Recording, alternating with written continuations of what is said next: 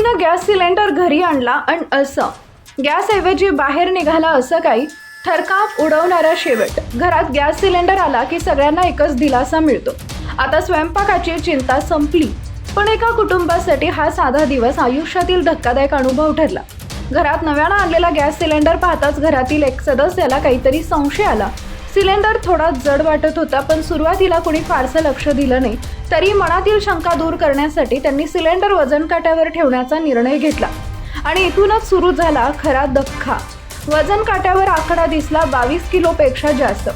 सर्वजण काही क्षण स्तब्ध झाले, कारण साधारण गॅस सिलेंडरचं वजन इतकं जास्त नसतं. मग आत नेमकं काय आहे? घरातील लोकांनी काळजीपूर्वक सिलेंडरचा व्हॉल्व्ह तपासायला सुरुवात केली आणि पुढच्या काही सेकंदात जे घडलं ते पाहून सगळ्यांच्या अंगावर काटा आला. गॅसऐवजी सिलेंडरमधून हळूहळू पाणी बाहेर पडू लागलं. गॅस सिलेंडरमधून पाणी हे पाहून घरातील प्रत्येक जण हादरून गेला. ही फक्त चूक होती की मोठी फसवणूक, असा प्रश्न आता निर्माण झालाय.